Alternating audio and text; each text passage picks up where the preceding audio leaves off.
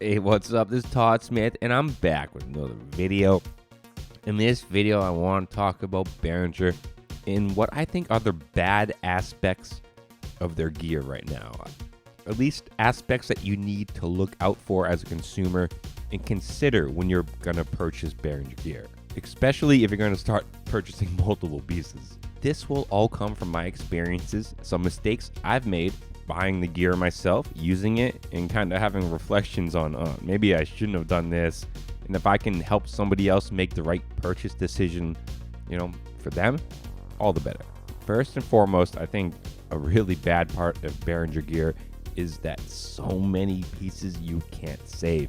And that is something you need to really consider when you buy multiple pieces. You really need to step back and look at yourself, how you work, where you thrive. Do you like to play things again later? Because if you're the type of person that likes to be able to recall things later and play things later, setting up 5-6 Behringer synths that have no saving capability, creating a whole song, going to another project, then recalling that later, redialing that all in, getting that all in correct, is first of all a headache, and a lot of times it never comes out exactly the same. So you really need to consider that when buying a bunch of Behringer pieces that don't have saving capabilities. I bought way too many, I'll be honest. That is why you don't see all my Behringer gear in front of me at once in the studio in the current setup. Usually it'll be some digital pieces that I can save with a few Behringer pieces I might layer on top of it. And again, this is because I'm making tracks that I want to be able to recall later at a later date. I want to make a live set with a lot of variance in sound, not like a techno 4-on-4 set that really doesn't, you can kind of get away with that in analog because you don't have these drastic different sound changes within songs. But even then, it just needs to be the right style of music for you. You need to know you. And I made the mistake. Again, I bought too many Behringer synths that can't save. On the other side of the foot, if you're a person that just wants to make a song once, never think about it again, kind of maybe record it on YouTube, record it on a tape, and you don't give a crap, about re-performing it, you're not going to ever play live, you're not trying to create this live set, then that's something that might not faze you at all. And I've done many jams on this video with that exact mindset, going into it. It's like, all right, I'm going to make this, I'm going to record it, it might make it on an album, it's definitely going to make it to a jam video, but after that, I'm never touching it again. So it really depends where you're at, what you're doing. But that's definitely one thing you need to consider. And another massive thing you need to consider is mono synths. Behringer has so many mono synths, and how many do you really need? Again, that is 100% variant on you. On top of that, those mono synths are generally the ones that don't have the saving capability. I bought way too many mono synths with no saving capability from Behringer. They all sound great. The Pro 1, the Neutron, the TD3, the ARP, Model D.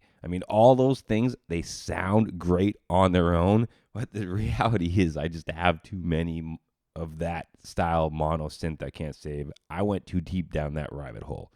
I honestly could be good with 1 or 2 mono synths. I'd be perfectly fine. Having 5 or 6 for me, I've realized, is an overkill. But Behringer makes these mistakes very easy to make because the gear is so affordable. It's hard to do that with more expensive pieces because it takes a lot to invest in each individual piece. With Behringer, it's more on the line that the average man can actually afford it. So it becomes a lot easier to get yourself in this hole. It's like, man, I got way too much of this and I don't really need it. I think those are the 2 major things you really need to consider in the current Behringer market. It's something that you can just easily get way over your head on, and definitely something you should consider when you are going into Behringer gear and what you're going to purchase. Everything else about Behringer, I truly love. The price per piece, the sound per piece. I don't think there's a single piece of gear I can say I didn't like on an individual level, and I didn't feel was well worth the money in terms of sound. But again, this is 100% personal. This is me. I find I work better with some digital saving pieces and a maybe dab of analog on top of it. You could thrive in an all modular analog environment that is completely fine.